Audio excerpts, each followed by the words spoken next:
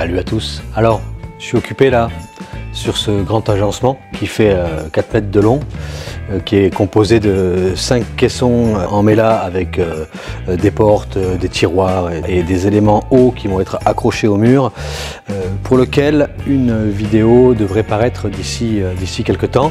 Évidemment, le trou qui est là, bien sûr qu'il y aura ici des emboîtures en massif de chaque côté qui vont venir comme ceci et sur lesquels il y aura des usinages de préhension que vous verrez quand le projet sera terminé.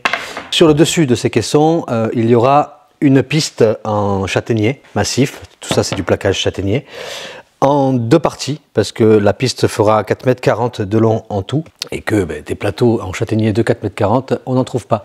Donc le sujet de la vidéo aujourd'hui, ça va être la composition de ces plateaux. À partir de toutes ces pièces en massif que j'ai corroyées, je les ai déjà prédisposées par largeur. Il va falloir que je les répartisse pour une cohérence au niveau des largeurs de lame d'un plateau à l'autre. Et après, on trouvera le compromis idéal entre esthétique et structure du collage.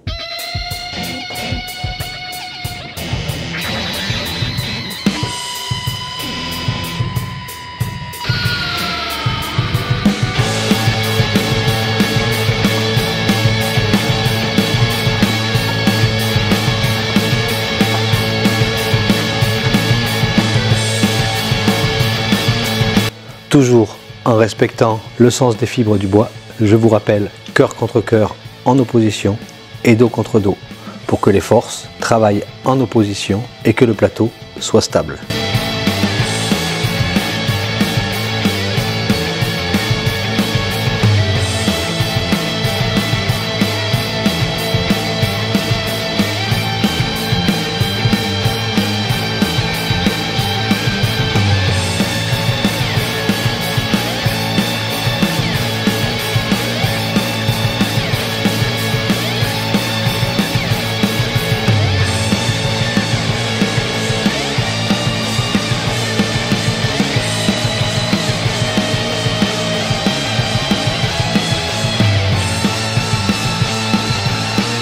Allez, il n'y a plus qu'à pointer, monter l'outil à micro-enture, pointer la machine, faire mes pièces d'essai, vérifier que ça biche et puis on fait la série.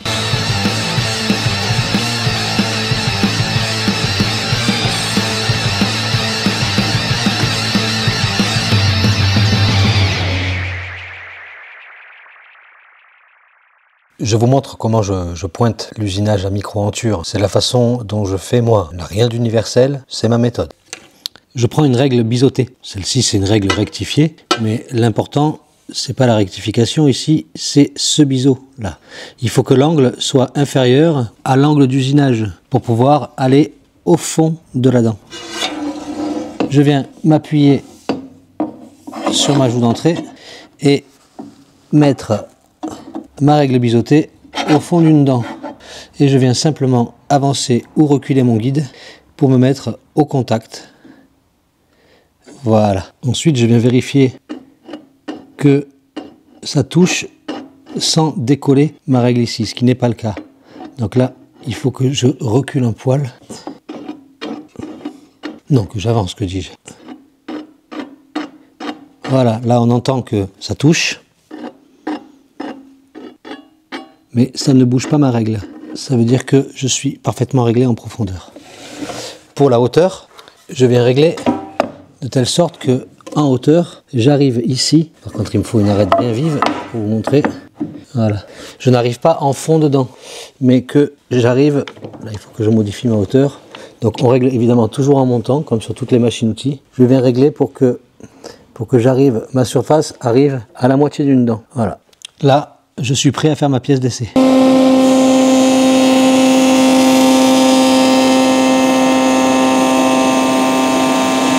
J'arrête ici parce qu'il faut ensuite régler la joute sortie pour qu'en fonction de l'enlèvement de matière, elle vienne accueillir la pièce, que ça soit parfaitement dans l'alignement. Si la joute sortie est trop en avant, la pièce va buter. Si la joute sortie est trop en arrière, en sortie de passe, la pièce va avoir tendance à rentrer dans l'outil et on va avoir ici un talon, ce qu'on ne souhaite pas. Ok ?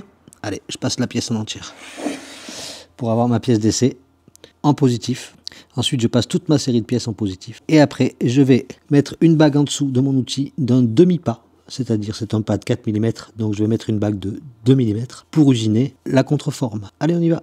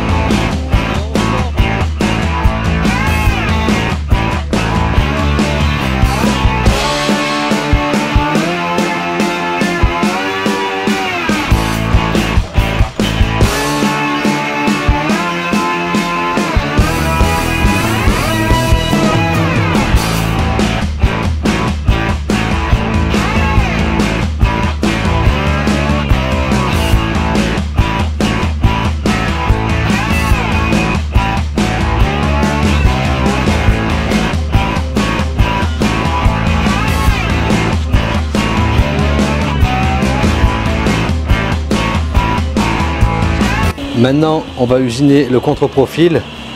Tout ce que j'ai à faire, c'est à mettre une bague de 2 mm sous mon porte-outil.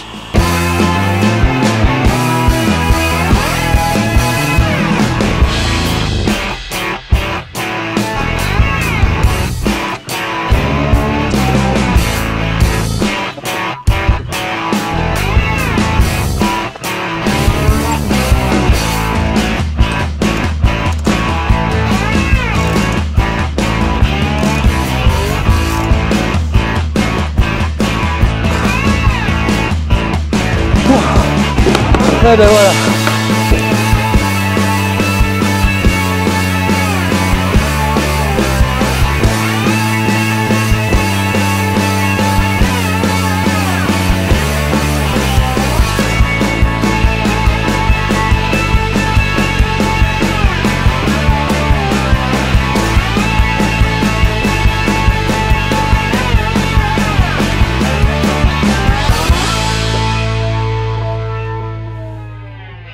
On est le lendemain matin, j'ai laissé reposer le collage toute la nuit.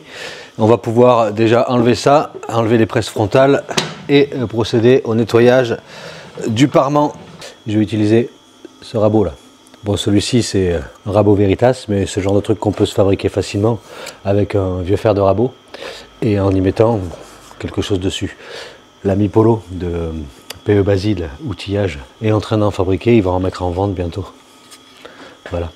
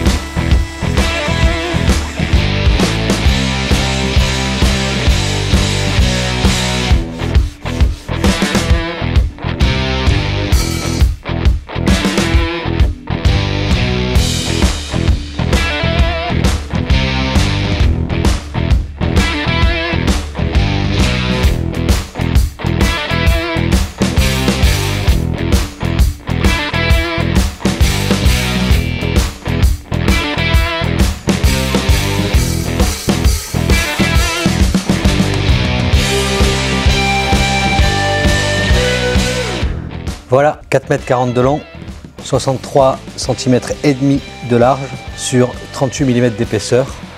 Le reste, c'est de la finition, le traitement des nœuds, et le ponçage final et la finition qui sera huilée. Tout ça sera présent dans la future vidéo autour de l'agencement en entier. Là, l'idée, c'était de vous montrer le procédé de fabrication de cette pièce qui est quand même un beau bébé. Alors, je vous dis à bientôt. Salut!